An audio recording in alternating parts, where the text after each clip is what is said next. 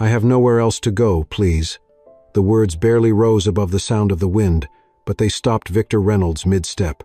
He had just turned off the living room light, ready to settle into his usual late-night routine, a little news, a lukewarm beer, and the quiet hum of solitude. But now someone was at his door, soaked to the bone, her hands trembling around the straps of a canvas tote bag. Victor squinted through the peephole, then opened the door just enough to peer out. The porch light flickered behind her like an old movie reel. She couldn't have been more than 30. Pale skin, long auburn hair clinging to her cheeks, eyes wide not with fear exactly, but with something raw. Displacement. He recognized that look. He'd seen it in the mirror once. "You lost?" he asked, his voice steady, calm but not welcoming. She shook her head. "Car broke down. No phone. It's pouring." Two didn't know where else to go. Victor sighed. Behind her, the rain hit the pavement in waves. The street was quiet, no headlights, no movement, just that eerie suburban stillness that came after midnight. He glanced past her, toward Leroy's house across the way. Dark. Everyone was asleep. Of course they were. Good people slept soundly, unaware of the stories unraveling just outside their picket fences. He opened the door wider, reluctantly.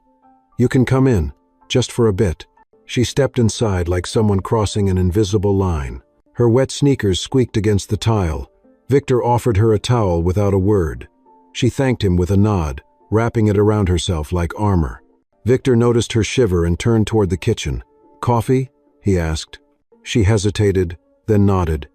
"Yes, please." He poured 2 mugs black, strong, no sugar, the way his father used to drink it. They sat at the small wooden table in silence for a long moment. The light above them buzzed faintly. "Name's Victor," he finally said, mostly out of habit. "Rose," she replied. She didn't offer a last name, and he didn't ask. Her voice had that practiced softness, polished, even, but there was fatigue underneath. A kind of quiet unraveling that people carried only when they'd spent too long pretending to be fine. "You're not from around here," he said, more observation than question. "Number passing through." He nodded. She didn't volunteer anything else, and he didn't press her. Victor wasn't the kind of man who filled silence. He let it sit, allowed it to breathe. On the couch, Emma's worn-out backpack leaned against a cushion. Her school project solar panel model sat next to it, a tangle of wires and plastic still in progress. Rose glanced at it briefly. "You have kids?" she asked, her voice softening. "Just one, Emma. She's 10, sharp as a tack, too curious for her own good." "And of..." "She built that?" "With a little help," he said, the corner of his mouth twitching into the semblance of a smile. Rose smiled back, faint but real. Then her eyes drifted to the photo on the side table, Victor in his old work uniform, smiling with a team of engineers in front of a large industrial turbine. "Dunbridge," she murmured. "You worked there?" Victor's hand stilled around his coffee mug. That name, he hadn't heard it aloud in a while, and certainly not from the mouth of a stranger. "Used to," he said simply. "What happened?" He looked at her then, not with suspicion, but with the weight of someone who's measured every word he might say and chosen restraint over honesty. "I spoke up. Said too much, maybe. Wrong people didn't like it." Rose looked down. She didn't press further. It wasn't until she excused herself to the bathroom that Victor noticed the ID card slipping out of her tote bag. It lay half exposed, face down. He reached out slowly, turning it over. Rose Whitmore, CEO, Dunbridge Energy Corporation. The silence that followed was deafening. Victor stared at the plastic card, at the logo he knew too well. Anger rose in him, but it wasn't how it was old, cold, like embers that never went out. He placed the ID back exactly where he found it. When she returned, her eyes darted toward him, maybe sensing a shift. "You're safe here," he said evenly. "For tonight." "Thank you," she replied, and her voice cracked just a little. Victor said nothing more. He showed her to the guest room, flicked the hallway light off behind him, and returned to the kitchen where his untouched coffee had gone cold. He sat there for a long time, staring out the window at the darkness, wondering what in God's name had brought the CEO of Dunbridge Energy to his doorstep, dripping wet and full of silence. Whatever it was, he had a feeling it wasn't over, not by a long shot. If you've ever opened your door to a stranger or found yourself questioning whether someone deserved your trust leave, a comment and share your story. And if Victor's quiet kindness moved you even just a little, don't forget to like this episode. Sometimes, a single act of decency can change everything. The morning sun broke through the kitchen blinds in slanted beams, casting long golden streaks across the worn linoleum floor. Victor moved with quiet purpose, frying eggs in an old skillet that hissed with each sizzle. The smell of butter and toast softened the chill still clinging to the corners of the house. He hadn't slept much rest, came in pieces, interrupted by the presence of the woman now asleep in the guest room. He didn't trust her, not really, not yet, but he hadn't turned her away either. That counted for something. Emma's small feet padded into the kitchen, her curls frizzed from sleep. She climbed into her usual chair at the table and rubbed her eyes. "Morning, Dad," she said through a yawn. Victor slid a plate in front of her. "Morning, Ladybug. Eggs, no pepper, just how you like." She grinned, already reaching for the fork. "What's that smell?" "Breakfast," he said, pouring her a glass of orange juice. Emma tilted her head, sniffed again, and whispered conspiratorially, "No, I mean the other smell. Perfume." Victor paused mid-pour. He glanced toward the hallway and sighed. "We've got a guest. Her car broke down in the storm last night. She needed a place to stay." Emma's eyes widened, sparkling with curiosity. "Like in the movies?" "Something like that," Victor said, but his tone warned against pushing further. Just then, soft footsteps came from the hallway.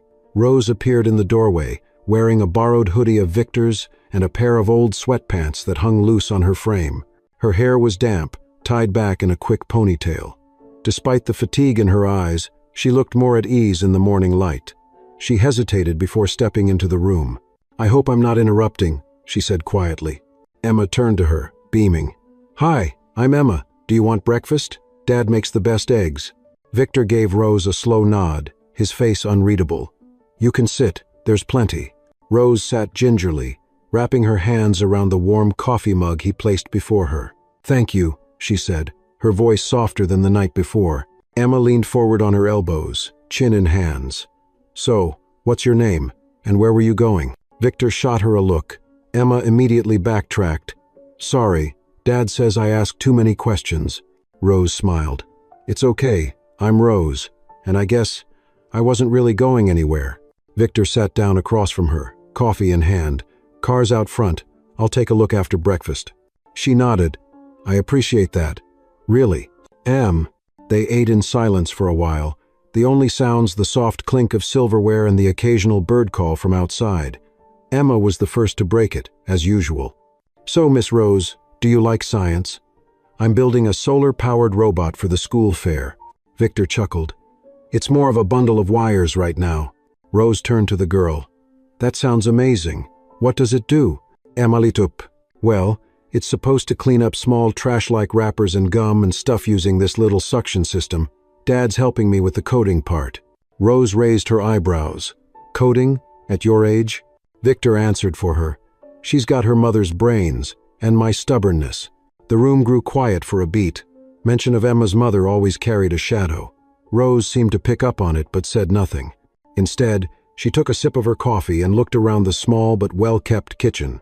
Photos hung on the wall, Emma at different ages, a younger Victor in uniform, standing proud next to a younger woman with kind eyes and a smile full of light. "It's a nice home," she said. Victor gave a small nod. "It's enough." Rose hesitated, then reached into her tote, pulling out a folded piece of paper. "I wanted to show you something. I wasn't sure when or if I should." He took the paper slowly, unfolding it. It was a company newsletter, one of those glossy internal prints that corporations put out for appearances. There, on the back page, was a photo of Victor taken years ago smiling in front of a newly installed turbine system. The headline read, "Dunbridge Innovator. Victor Reynolds leads sustainable project launch." Victor stared at it, silent. "I didn't know they kept this," he said after a moment, voice low. "They didn't," Rose replied. "It was buried in a digital archive. I found it when I was going through old project files." Emma peeked over at the page. "That's you, Dad." He folded the page and set it aside. "I remember that day. Project went live. Everyone cheered, champagne and speeches. A month later, I was out." Rose met his eyes.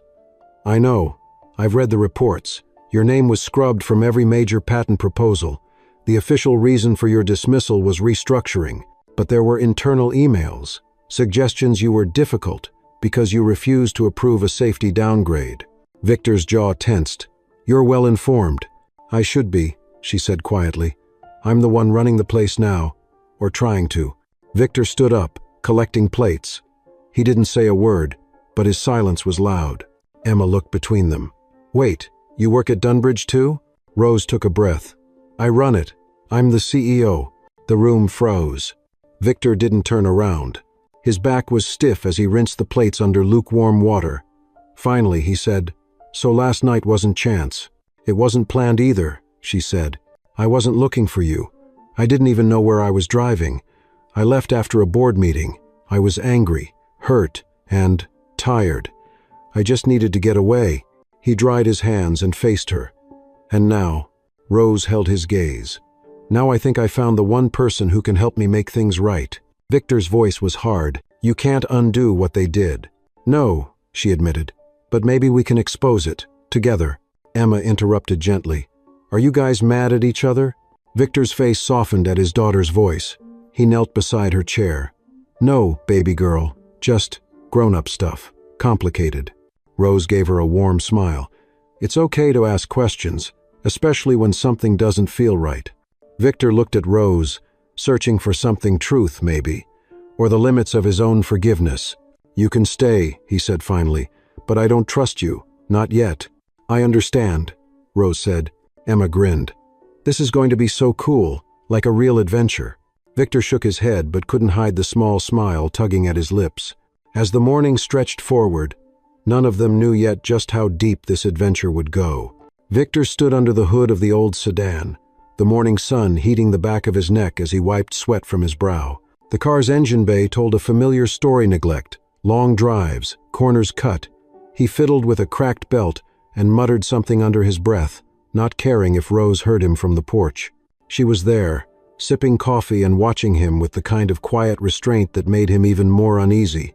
She hadn't said much since the morning's confession, hadn't pushed again for his help or forgiveness. That silence was louder than any pitch she could have made. The past had never been kind to Victor, but now it seemed to have pulled up a chair and poured itself a drink. The car wasn't going anywhere. He closed the hood with a soft thud and turned to face her. Fuel pump shot, he said. You won't get far without replacing it. Rose nodded once, as if she'd expected that. Thanks for checking, she replied. Victor started walking back toward the porch, trying not to look at her. But the questions that had simmered overnight were now boiling to the surface, and he didn't want to carry them into another day. Why didn't you stop it? He asked, voice low. When they fired me, when they erased my name from that project, where were you? Rose lowered her mug slowly, resting it on the armrest. I wasn't there yet. I joined Dunbridge 2 months after you left. I only heard rumors, nothing concrete, and even if I had known then, back then, I was just trying to survive. And Victor leaned against the porch rail, staring out at the yard where Emma's bike lay half buried in dandelions. They made me sign a non-disclosure agreement, threatened to blacklist me if I spoke out, told me I was compromising safety by refusing their shortcuts, that it was un-American to fight against innovation. His voice dripped with bitterness. Un-American, he repeated with a laugh, as if protecting lives was the opposite of progress. I believe you, Rose said softly. Victor turned to her. That's not enough. Belief is cheap when it comes this late. She stood then, stepping closer. I'm not asking for a clean slate. I just want to fix what I can, not just for you, but for the company, for the people who still believe it stands for something. He looked at her for a long moment, the lines around his eyes deepened by weariness and quiet disappointment. You think you're going to walk back in there and make them admit what they did? No, she said. I think I'm going to walk back in there and show them what the truth looks like when it's not afraid anymore. Victor didn't respond. Instead, he walked into the house, leaving the screen door creaking in his wake. Inside, the television was on low, a news anchor talking about a congressional hearing on clean energy subsidies. Victor sat down heavily, not really watching. His mind was spinning. Rose Whitmore, the woman sleeping in his guest room, sipping his coffee, speaking to his daughter, was now the only person willing to dig up the graves that Dunbridge had carefully buried. He wasn't sure if that made her brave or naive. Emma entered the room, clutching a bundle of papers and wires. "Dad, can you help me with the circuit board?" she asked. He looked at her, her eager little face, so full of faith in him.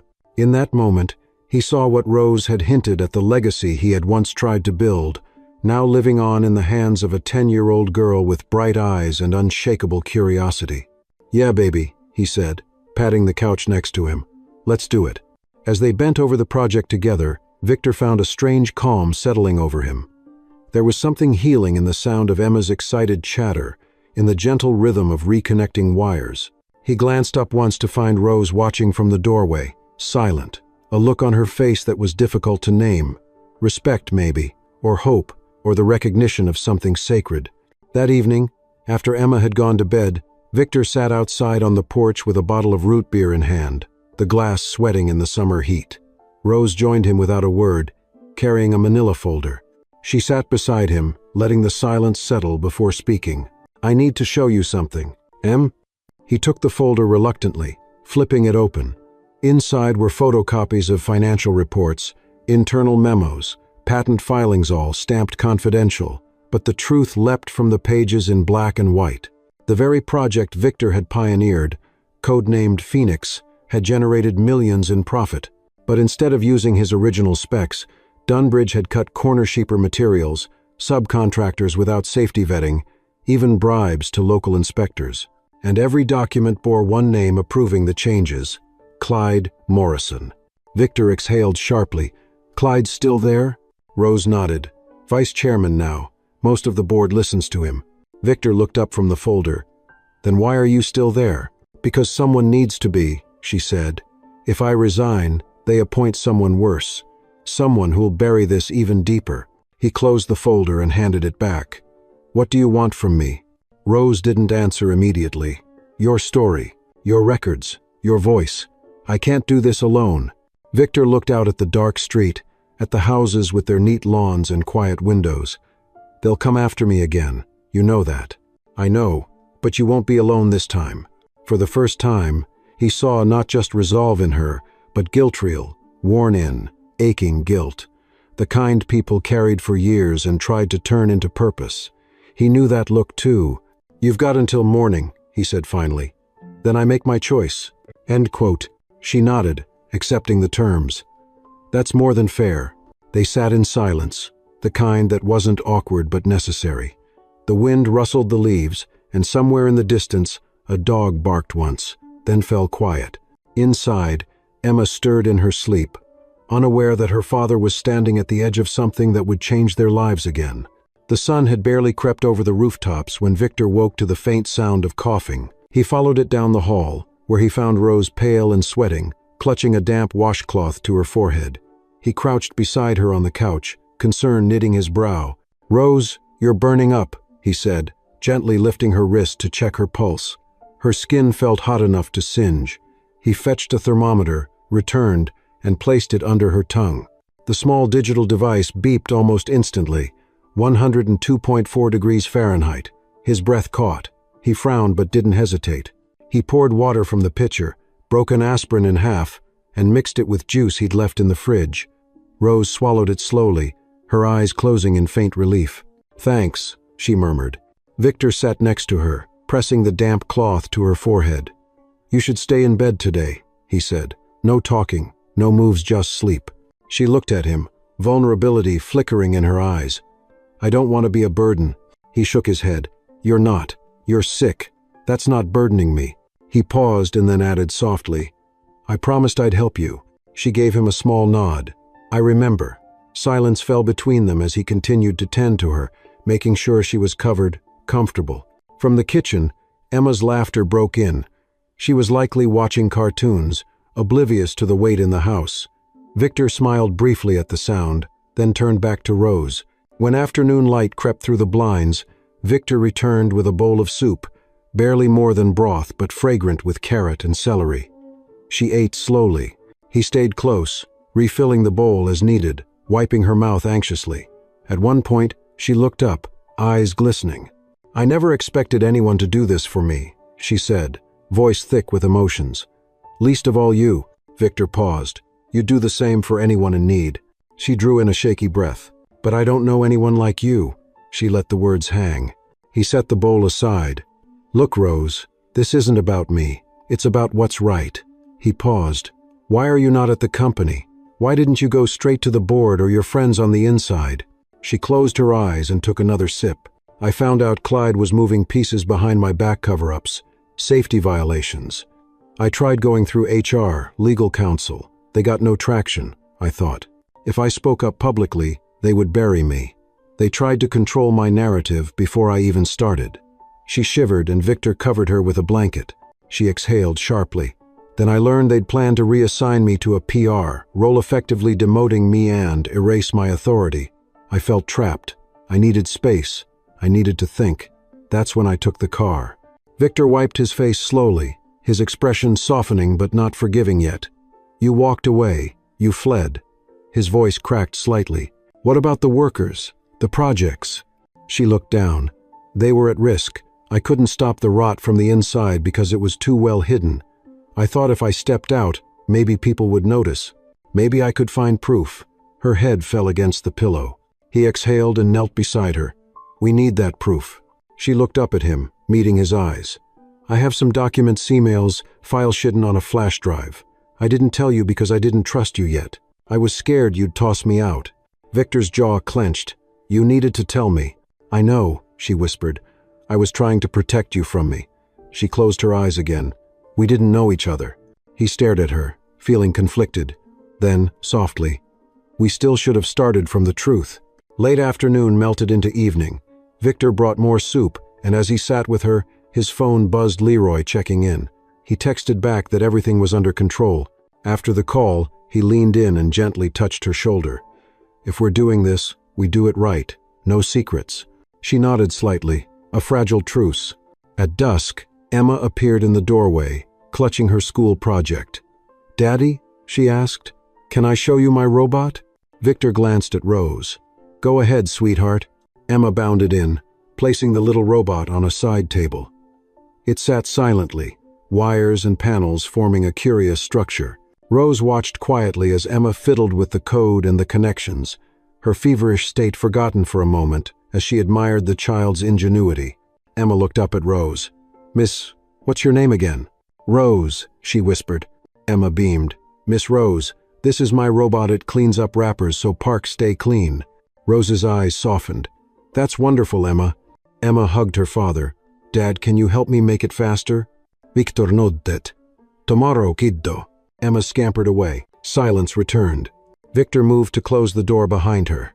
Kids are resilient, he said. Rose's voice came soft. She's your anchor. Her words nudged something in him. He looked at her. And you're my storm, he replied.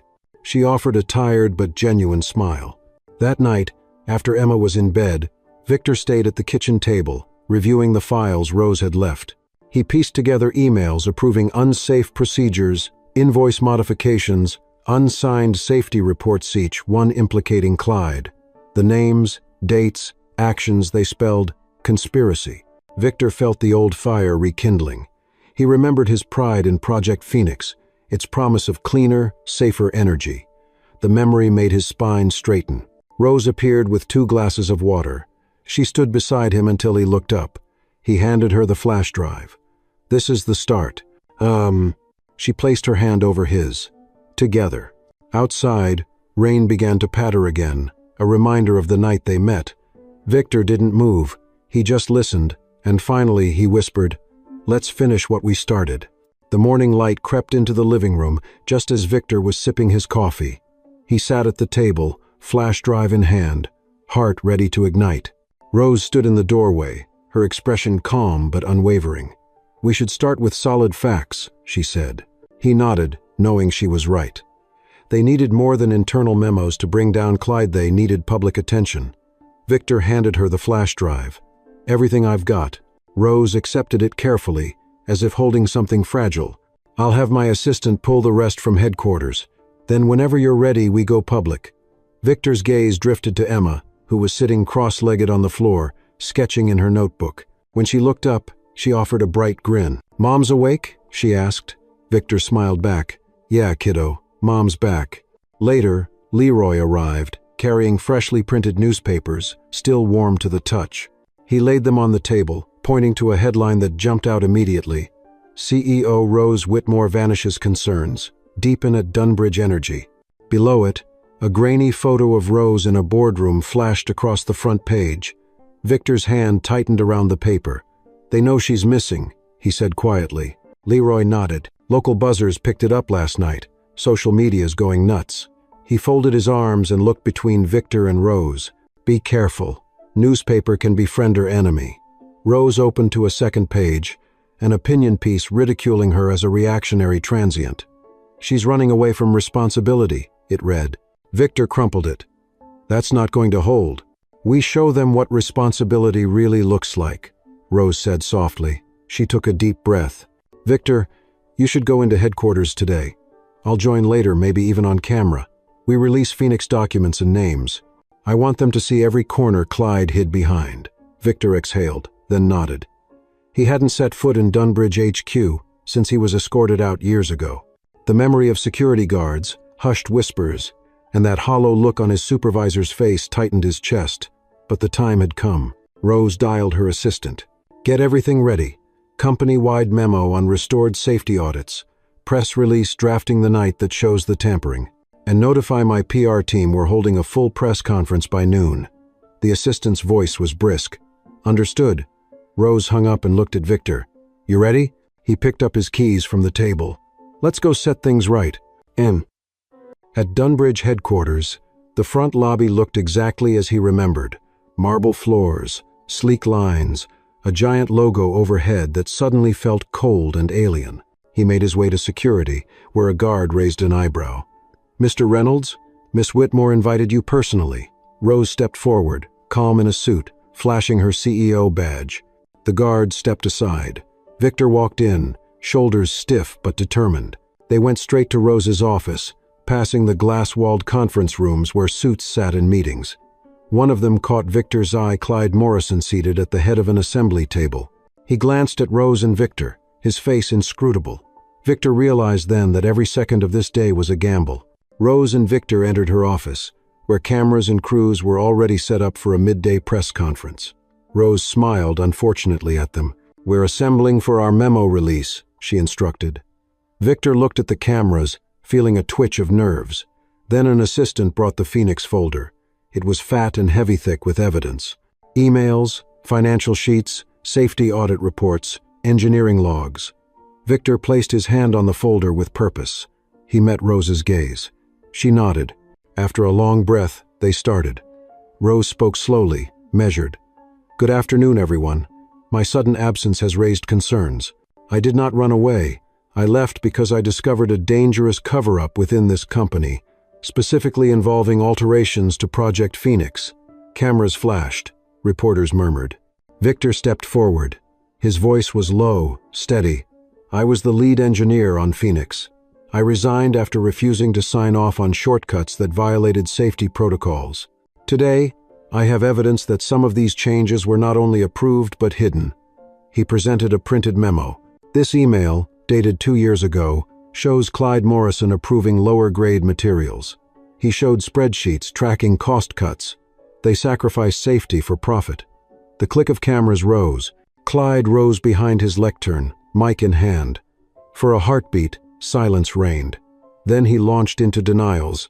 "You were a disgruntled employee," and questioned Victor's credentials. Victor didn't flinch. He looked at Rose. She nodded. He held up the flash drive. "Data and documents in this folder. Speak to your professionals. Review everything." He stepped back. The press conference lasted another half hour. Questions flew. Rose took them briskly, acknowledging failures but committing to reform. She announced independent audits, engineering reviews, and a complete replacement of all subcontractors involved. She reiterated that Victor would head a newly formed safety task force.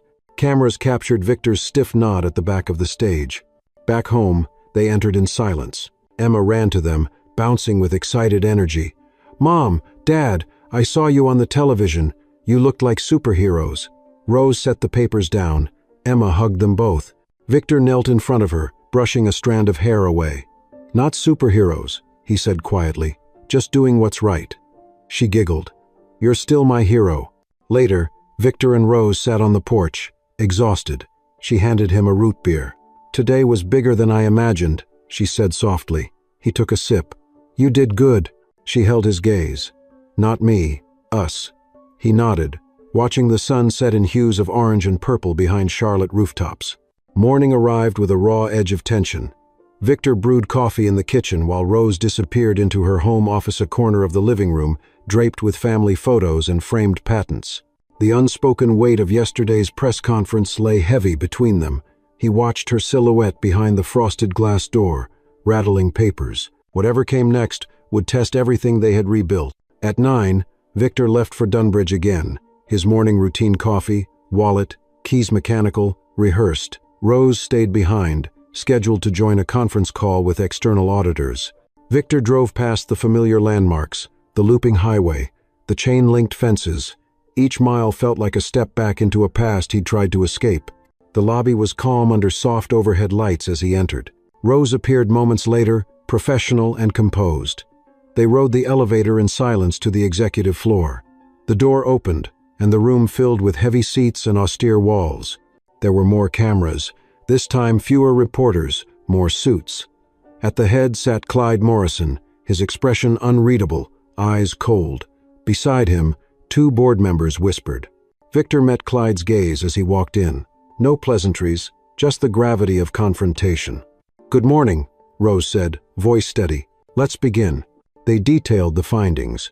The auditors presented a summary: cost, cutting measures, falsified safety reports, traceable back to Clyde's thumbprint. Victor answered technical questions with calm authority. When pressed by a stern banker, he explained algorithms and stress tolerances, proof against shortcuts. Clyde shifted in his seat, clearing his throat to speak, but Rose cut him off. "Clyde, you will have your chance. Now is not the time for your distractions." Clyde snarled beneath a thin smile. "Proper protocol, Rose. We run a company by rules, not emotion." "Rules broken by you?" Rose replied evenly. "We have records." A murmur rippled around the table. She continued, "I propose a vote of no confidence, an immediate suspension of Clyde pending full investigation." A board member hesitated. "That's extreme without final report." "I'm willing to resign if he is not," Rose said. The room froze. Clyde's lip curled. Victor frowned. "This isn't just about punishment," he said quietly. "It's also about accountability, about showing that safety and honesty matter more than quarterly margins." The banker whispered to a colleague. Clyde's allies rallied until the final board member, a gaunt man in horn-rimmed glasses, looked at Rose. "All right," he said slowly. "Let's vote." Names were called. Guilty. The motion passed by 1 vote. Clyde slammed his notebook closed. "I will not go quietly," Clyde barked. "You're making a show." "Yeah." Rose rose. "Number, I'm saving a company that almost lost its soul under your watch." Victor watched Clyde's face tighten as he gathered his coat and stormed out. The doors closed behind him with a final click. Rose exhaled shakily. Victor moved closer and put his hand on her shoulder. She looked at him grateful, exhausted. The banker cleared throat. "Miss Whitmore, Mr. Reynolds, we need you both to meet regulators later. We'll have to coordinate announcements and press releases." Rose nodded. She looked at Victor. "Are you okay?" He hesitated. "I am now." She smiled and leaned into him. Afterward, reporters surrounded them, flashing bulbs, questions. Rose answered while Victor stayed calm behind her. Journalists asked his reaction to the vote. He spoke. "It was hard, but necessary. We're rebuilding trust step by step." They walked out together, side by side. The air was humid, thunderclouds gathered overhead. As they reached the valet, Victor paused. "Rain coming," he said. Rose nodded. "Let's get home before it finds us." Victor drove them back through gray skies. At home, Emma greeted them with small homemade cupcakes * frosting spelling Mom and Dad. She nearly jumped into Rose's arms. Rose hugged her tight, then looked to Victor. He took the frosting-smeared hand of a 10-year-old genius. In the living room, conversation flowed easy. Cups of cocoa. Rose reviewed next day's agenda. Victor sketched notes for engineering changes. They spoke of low-emission materials, community impact, local internships for Emma's school. It felt like a family meeting more than a corporate strategy session. Later, after Emma's bedtime, Rose led Victor to the porch. Rain pelted the roof. They held steaming mugs. "That was brutal," Victor said. "I knew there'd be resistance, but seeing it, that close." Rose leaned her head on his shoulder. "I saw you today. Told a room full of executives and the press that I needed my former engineer. That meant something." He closed his eyes and inhaled the rain-tinged air. Yeah, it did. They sat together without speaking. In the distance, thunder rolled. Then, softly, Rose said, "We're not just defending the truth, Victor. We're building a legacy." He squeezed her hand, one bolt at a time. The morning was heavy with purpose. Victor awoke early, brewed coffee, and prepared his notes for the first meeting of the Phoenix Safety Task Force. In the living room, framed blueprints of solar arrays and energy systems cast long shadows in the dawn light. Rose entered, eyes focused on her tablet, checking the agenda she'd drafted the night before. "Time to build something new," she said softly. Victor nodded, feeling a mix of excitement and trepidation. Today would test whether they could move beyond exposing wrongdoing and into real repair. They arrived at the former project site now, a quiet, overgrown field that once buzzed with construction. Victor stepped out first, breathing deeply. Memories flickered. The day contractors and engineers cheered as turbines spun to life. The smiles, the press snapshots, the hope of clean energy. Now weeds peeked between concrete slabs. Rose looked at him. It's time it sees purpose again. He met her gaze, steel in his eyes. They unlocked the gate and walked the site. Clyde's cronies, men in suits and hard hats, watched them from the edge. Victor's heart clenched, but he kept his expression calm. Rose led them to a rusted control box. She tapped open a folder. "Here's the plan. Retrofit this site with safety upgrades, new sensors, community input panels. And Victor will lead the engineers who build it." She glanced at Victor. "You okay?" He lifted a weathered blueprint. These pipes were laid wrong, could have caused catastrophic pressure buildup. He ran a finger along the faded lines. "We redesign here, add redundancies, increase monitoring." His voice grew stronger as he spoke familiar and alive. "We add a fail-safe valve, upgrade materials, and we involve the local high school, get Emma and her classmates involved." Rose's face lit with pride. "Exactly what I hoped you'd say." They began the walkthrough, Victor pointing out weak seals, low-grade welds, electrical joints left uninspected. The group followed, clipboard in hand. One contractor frowned. "That's extra budget." Rose didn't flinch. "Safety isn't extra." Victor held his ground. "It's essential." The contractor hesitated, then nodded, respect in his eyes. They left the site and headed to a community center nearby. Rose had arranged a town hall meeting with neighbors, the people who lived with the noise and potential hazards. Victor stepped onto the small stage, blueprints behind him, tools and samples on a table. The audience, mostly retirees and parents, watched quietly. He started, "I know this looks like a field now, but years ago I poured everything I had into this project. It was safe. It was hopeful." He laid out their revisions, no jargon, just clear explanations. He asked for input. Questions came fast. What guarantees do we get? What about property values? Can community members join oversight? He answered each. He introduced the idea of a community safety council, including locals, engineers, and school representatives. A woman, Mrs. Jenkins, spoke up. "My husband worked here. He died in an accident they said was unfortunate. Will you keep us safe this time?" Victor looked at her, saw her grief, and answered fiercely, "Yes. Every measure we take now is to make sure nothing like that ever happens again." Applause followed, small but warm. Rose watched, emotional, her jaw set. That night, back home, Emma rushed in waving a flyer. "They loved the robot demo. They want me to help clean up the site too." Victor ruffled her hair.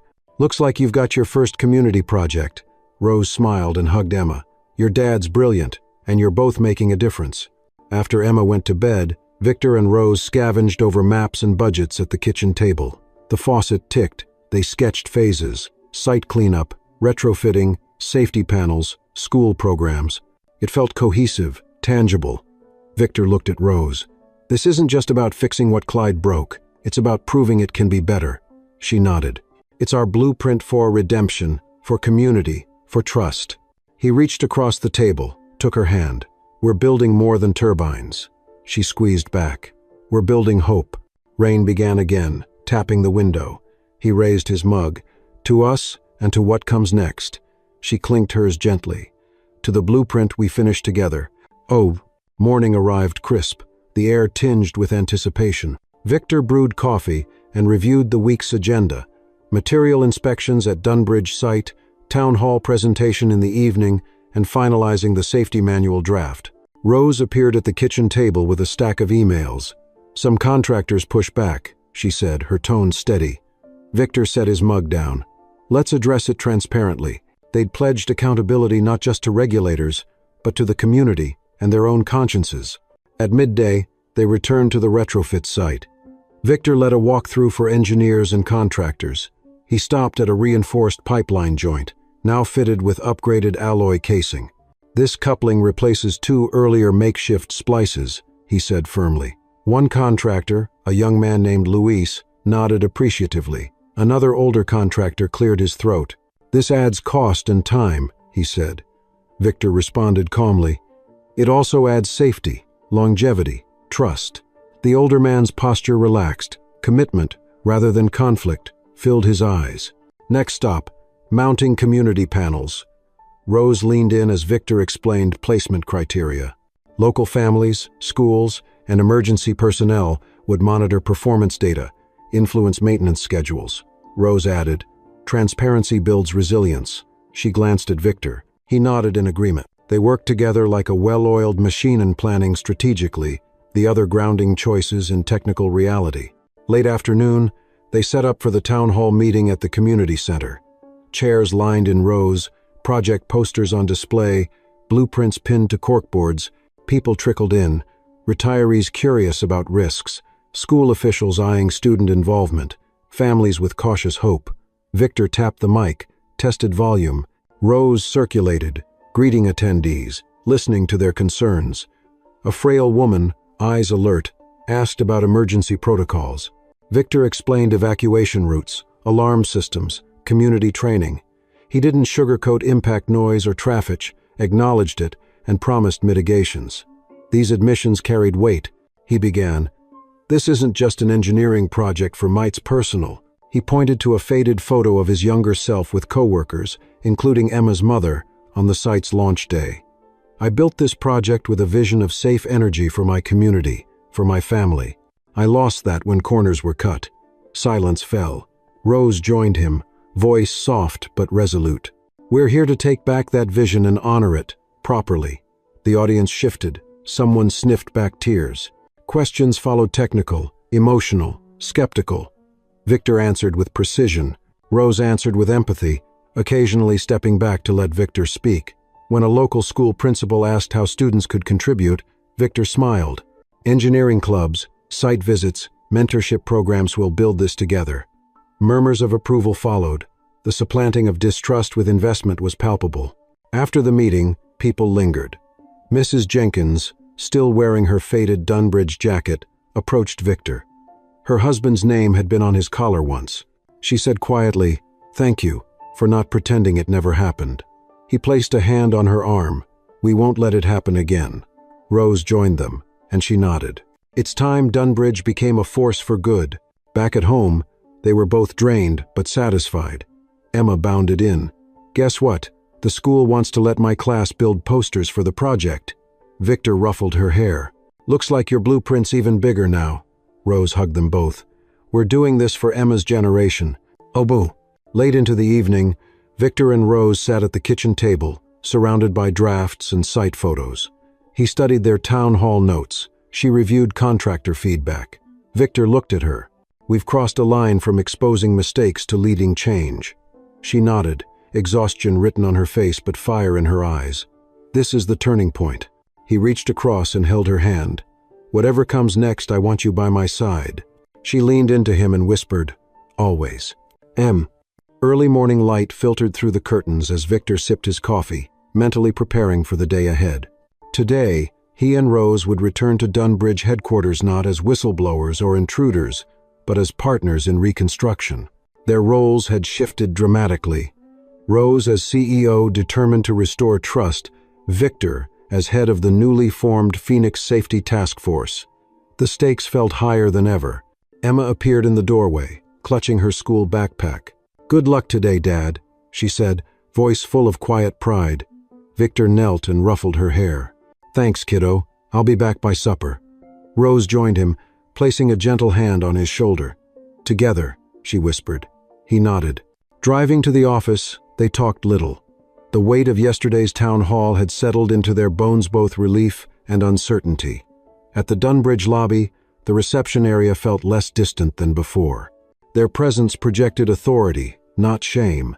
Security scanned Victor's badge, then nodded politely. No whispered jokes this time, just professional acknowledgement. They ascended in silence. The executive floor looked unchanged, but the energy felt different, curious, expectant. Staff members peeked into glass offices. Some offered tentative smiles. Rose opened the door to Clyde's old conference room. A few board members had gathered, their demeanor polite but reserved.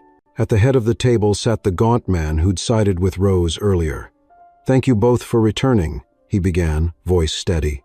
"We've convened to discuss the rollout of the safety plan, the task force, and how to proceed publicly and internally." Rose nodded. "Let's start with the immediate changes: safety audits, community panels, and the task force charter." Victor stepped forward with the thick binder they'd prepared. He distributed copies to those attending. Their eyes flicked to the detailed blueprint of responsibilities, timelines, inspection protocols. A middle-aged engineer whispered to a younger colleague, nodding. When it was Victor's turn, he spoke clearly. "We've designed a phased approach. Phase 1 involves equipment upgrades and third-party audits within 30 days. Phase 2 integrates oversight with community panel involvement. Phase 3 centers on training and monitoring." His voice cut through the tension. Questions came. "We need clarity on liability." "How will you enforce contractor compliance?" Victor answered each. "Legal clauses, incentive structures, audit schedules." Rose supported him when needed, but mostly let him present. During a break, Clyde entered behind them. He approached Victor first. Victor braced himself. "I understand your plan," Clyde said, voice low. "But it's going to cost US money, deadlines. You'll drag us into red quarters." Victor held his gaze. "Cost of silence is higher. Lives can't be compromised," Clyde sneered. "We'll see." He turned to Rose. "I expect oversight on every dollar spent." Her calm replied firmly, "Agreed." After the meeting, Rose and Victor returned home. Silence greeted them, both drained but resolute. They sat at the kitchen table with cramps in their bodies and fire in their minds. Emma bounded in, holding a newspaper. The headline, "Phoenix Reborn, Dunbridge launches safety overhaul." She dropped the paper on the table. Victor smiled. Rose's eyes glistened. "They picked it up," she said. Emma hugged them both tight. That evening, they held a small celebration, takeout burgers and fries, Victor's favorite. The three of them laughed, EVA breathing life back into the house and hearts. Emma recited her school announcement about the volunteer group that would visit the retrofit site. Victor high-fived her. "You started something big, kid." Rose joined in, pride evident. Later, after Emma went to bed, Rose and Victor cleaned up. Dishes clinked and glasses clattered. Once done, they sank onto the couch. Rain tapped against the window in gentle rhythm. "That went better than I expected," Victor said. Rose leaned in. "We've turned a page," he exhaled. "But Clyde's still inside. We'll watch him." She nodded. "We'll hold him accountable." They held hands in the dim light, aware that rebuilding required vigilance, that scandals didn't die easily. Tomorrow would bring more challenges, more scrutiny. But tonight, they had each other, their partnership, their shared vision, their fragile trust made real. A storm rolled in over Charlotte as they drove to the Dunbridge boardroom, the sky gray and heavy. Victor steadied his grip on the steering wheel, thinking back to the first time he'd walked into this office, escorted out with his head down. That memory fueled him now. Rose sat beside him in the passenger seat, reviewing her notes. "Ready?" he asked quietly. She met his eyes. "We're ready." Their shared resolve burned brighter than the storm outside. Inside the building, the elevator chimed open. They stepped into a corridor lined with polished wood and corporate decor, echoes of old power. At the conference door, guards nodded and ushered them in. The table was long, surrounded by men and women in suits, some stern, some watchful. Clyde sat at the head, flanked by his supporters board members whose loyalty had been questionable all along. Rose took her place at the front and addressed the room. "Thank you for convening this tribunal. We're here to formally address the wrongdoing in Project Phoenix and implement reforms." A tall board member leaned forward. "Miss Whitmore, Mr. Reynolds, these are serious allegations. We need comprehensive answers. Let's begin with your witness testimony." "Oh." Victor cleared his throat and stood. He walked slowly to the display screen, where he clicked through slides, engineering reports, timeline summaries, email threads with Clyde's approval stamps. He spoke with quiet precision. On the 12th of March, 2023, material specs were altered without review. The safety valve was downgraded. I raised concerns via email to Clyde, but he replied, "Push ahead to meet targets." He clicked again. My attempts to escalate were ignored. I resigned the 5th of June, 2023. He paused, letting the weight settle. His voice softened. Lives were at risk. Families didn't deserve that gamble. We're here to stop it. A murmur rose. Clyde leaned forward. "Your tone is dramatic, Mr. Reynolds, but these are allegations." "Where's the forensic proof?" Rose interrupted, steady and firm. "The flash drive contains inspection reports, purchase orders, and audit logs. We have backups stored with external counsel. I make them available today." She slid the drive across the table. Steel pooled in Victor's veins as one of the board members plugged it into a secure port. Data streamed across the screen, document after document, time-stamped, irrevocable. Another board member spoke. "This is thorough, but why the delay in reporting? Why did it take you a year to bring this forward?" Victor's gaze locked on him. "Because I believed I could fix it from inside. When that failed, Miss Whitmore's intervention gave us leverage to act responsibly." Rose added, "Transparency, not theatrics, was our approach. We gave the company the chance to correct before going public." The room became tense. Clyde's lips curled. "This tribunal feels like a circus deciding corporate scandals in a pressurized setting.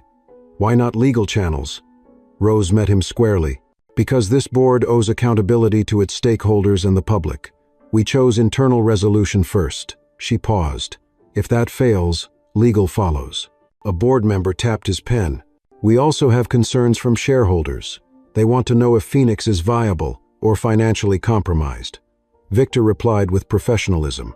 "Upgrades cost 8% above current projections, but the ROI over 20 years remains robust. Safe operations, attract investors and community support. This is not just ethical, it's economically sound." Clyde snapped. "This is about your personal vendetta. You were fired, hell. Disgruntled now, you want revenge." Victor leaned forward. "This isn't revenge. It's redemption for me, for the legacy I helped create, and for the promise of clean energy done right." He spread his hands. "Our goal is not to bury Dunbridge, to rebuild it." Some board members exchanged approving glances. The chairman cleared his throat. "Let's vote on Miss Whitmore's proposal. Suspend Clyde Morrison pending external investigation and implement the safety reforms led by Mr. Reynolds." Votes were cast, some hesitant, most in favor. Clyde stood abruptly. "You'll regret this. I'm contacting shareholders. This will end badly." He stormed out. Silence blanketed the room. Rose exhaled and sank into her chair. Victor reached to squeeze her hand. One board member delivered the final blow. "Miss Whitmore, Mr. Reynolds, this tribunal will be documented and compliance tracked. We expect monthly updates. We trust your integrity." They left the room midday, the storm following them in a rumble overhead. Victor wrapped his arm around Rose in the lobby. "We did it." She closed her eyes. "It's not over, but we did it." In the parking garage, thunder boomed as they shared a quiet smile before stepping into the car. At home, Emma ran to them, concerned at their soaked clothes.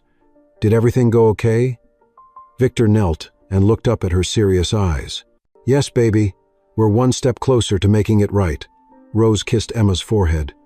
"Thanks for believing in us." Emma hugged them both, radiating warmth. That night, Victor and Rose sat on the porch, rain still pattering. He handed her a jar of chamomile tea. She closed her eyes, inhaled the steam. "Today showed us we can do this." He nodded. "But Clyde's anger matters. He'll come at us again, maybe with pressure from outside investors." She set the cup down. "Then we keep doing this. Layer after layer, truth, transparency, accountability." They sat side by side, listening to the rain. The night promised new challenges, yet hope remained. They held hands and breathed deep. It was late when Victor found Rose in the kitchen, weary-eyed but determined, reviewing a bundle of emails from regulators. A single lamp threw soft light over her face, highlighting the strain and strength intertwined there. She looked up as he entered. "They want a preliminary report in 3 days," she said quietly. He came to her, placing a hand on her shoulder. "Then we'll give them one." She nodded, offering a small, grateful smile, closing her laptop and joining him in the task. The next morning, the Dunbridge boardroom had transformed.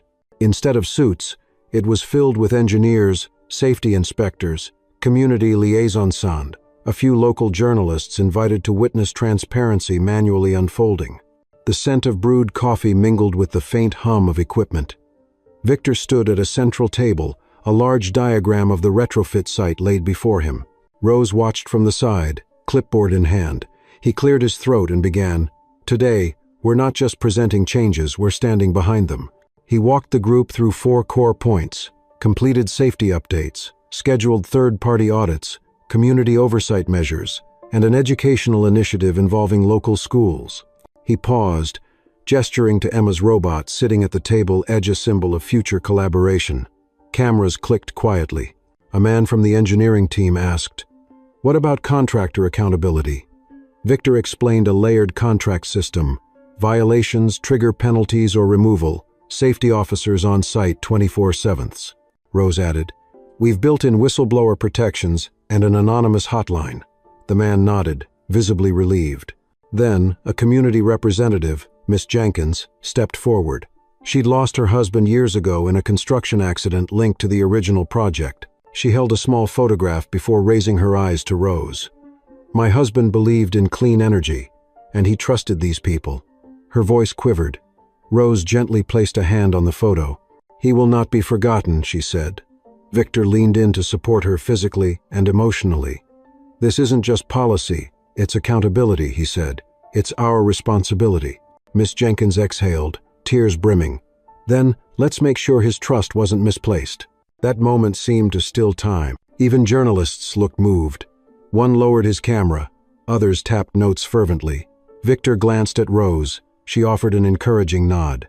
They began the audit demonstration, a safety officer checking bolts, testing sensors live. Rose handed out tablets showing real-time data, inviting officials and media to monitor.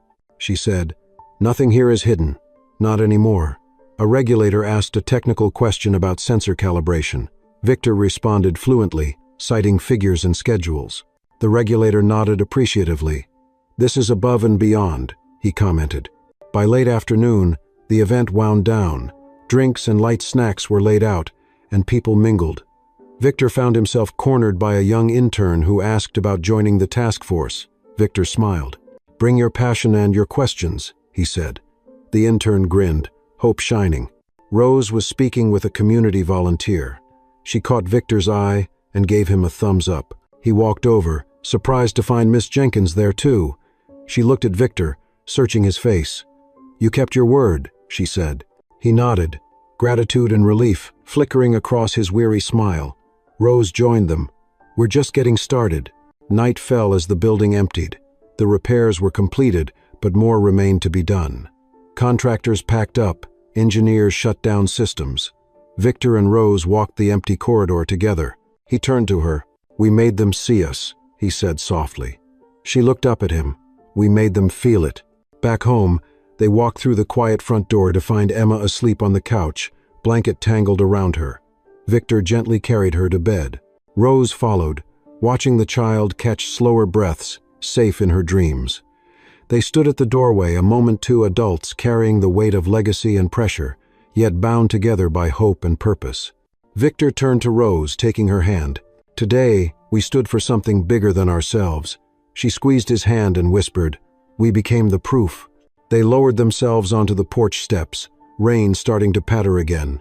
He wrapped his arm around her. "Whatever comes next," he said, "we'll face it together." The morning sunlight cast a gentle glow over Charlotte as Victor and Rose drove toward the retrofit site, their last official full inspection before public rollout. Emma waved at them from the porch, dressed in a bright yellow safety vest that nearly swallowed her. She ran toward the car, her excitement contagious. "Today's the big day, right?" she asked, voice trembling with pride. Victor nodded, and Rose offered her a reassuring smile. "Big day," she echoed. At the site, the field had transformed. New sensors glinted on pipelines, community oversight kiosks stood at the perimeter, and a group of students, including Emma, stood ready with clipboards and safety helmets. A reporter's camera crew set up near the central platform, ready to capture the event. Victor's chest tightened. This was more than a technical milestone. It was the culmination of months of hard work, trust, resistance, and belief. Rose tapped her tablet. "Let's do this." They approached the gathered crowd. Emma stepped forward, holding a smaller version of the prototype robot she and her classmates had designed. "This will monitor noise and air quality," she announced proudly. Parents and neighbors cheered. Rose knelt beside her. "Exactly, Emma, and your robot helped inspire this sensor network." Victor watched his daughter beam. He felt warmth ripple through him, a symbol of legacy, continuity, and hope. Pre-inspection began. Victor guided the school's science teacher through sensor operation. Rose greeted community members, including Miss Jenkins, who stood with a younger man, her grandson. They shook hands with Victor and Rose, smiles showing relief and gratitude. Journalists captured every nod, every handshake. Victor felt a new kind of energy, a quiet triumph that wasn't about exposure or confrontation, but creation. They entered the control shack. Victor demonstrated live readings, pipeline pressure, flow rates, environmental indicators. Rose spoke of community empowerment.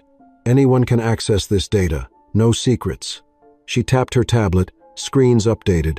Cameras flashed as she invited a reporter to view the real-time dashboard. Journalists leaned in, impressed by transparency. Victor exhaled. This was beyond technical achievement. It was trust made visible. After the tour, they gathered for a ribbon-cutting ceremony with the students. Victor handed scissors to Emma, who beamed as she sliced the yellow ribbon. Rose applauded alongside community leaders. Camera shutters clicked. Neighbors hugged. Some wiped tears. A reporter approached Victor. "Mr. Reynolds, what does today mean to you?" Victor smiled, glancing at Rose and Emma. "It means we kept a promise, that safety and community matter more than profit. It means accountability can build something beautiful." That afternoon they returned to the office where final documentation was signed, task force charter ratified, Oversight Council officially launched. Rose shook hands around the table. Victor excused himself to leave. He came back holding a small model of Emma's robot embedded in acrylic. He set it in front of Rose. "For you," he said, "a reminder of where we started." She pressed her hand to the model, eyes glistening. Back home, they sat on the porch, dusk settling warmth over their porch conversation. Emma sat between them, exhausted but glowing. They let the silence settle before Victor said, "We've come full circle." Rose nodded. "From that stormy night to now, we built something real." He reached over and squeezed her hand. "Thank you for believing." Rose leaned into him. "We believed in each other." Emma looked up. "Can we keep doing more, like this?" Victor chuckled. "Always." Rose kissed her forehead. "This is just the beginning." Later, as Emma slept, Victor and Rose walked through the quiet house. They lingered in the living room where the framed blueprints hung, the turbines, the panels, the dream laid out in lines and angles. Rose turned to him. "Promise me we'll keep building," she whispered. He answered softly, with every breath. They shared a quiet smile, anchored by their journey and focused on the future. True leadership is not defined by titles or power, but by the willingness to stand up for what is right, even when no one is watching. Through quiet courage, honesty, and unity, change becomes not just possible but inevitable. This story reminds us that trust is earned through action, and justice begins at home with how we treat each other.